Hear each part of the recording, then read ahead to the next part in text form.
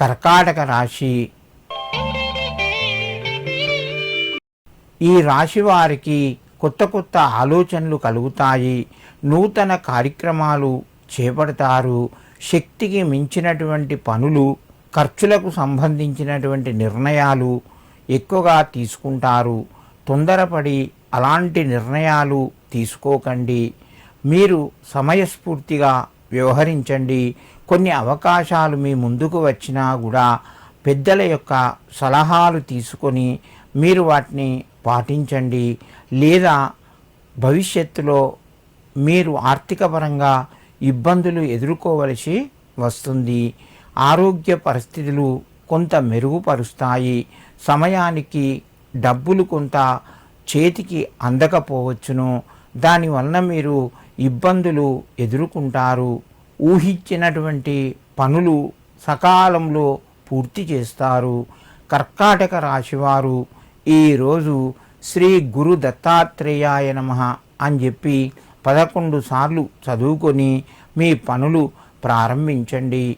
మీకు మరింత శుభయోగం కలుగుతూ ఉంటుంది. సింహరాశి. ఈ రాశి వారికి రోజు ఆలోచనలు పెరుగుతాయి. చేసే పనుల పట్ల శ్రద్ధ పెరుగుతూ ఉంటుంది. కొత్త నిర్ణయాల వలన అధిక ఖర్చులు చేసే అవకాశాలు ఎక్కువగా ఉన్నాయి. మిత్రుల ద్వారా కొంత సహాయం అందుతూ ఉంటుంది.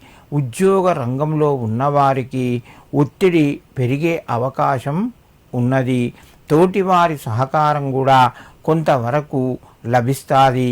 ముఖ్యమైన నిర్ణయాలు కొన్ని వాయిదా పడే అవకాశాలు ఉన్నాయి. సింహరాశి వారు ఈరోజు గురు రాఘవేంద్రాయ నమః అని చెప్పి రాఘవేంద్రునికి నమస్కరించుకొని మీ పనులు ప్రారంభించండి.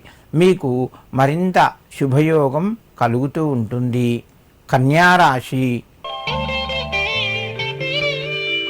ఈ రాశి వారికి రోజు కొంత అనుకూలంగా చెప్పుకోవచ్చును. ప్రయత్నాలు ఫలిస్తాయి. విదేశీ యానానికి సంబంధించిన పనులు కొంత ముందుకు సాగుతూ ఉండడం వలన మీరు ఆనందాన్ని పొందుతారు.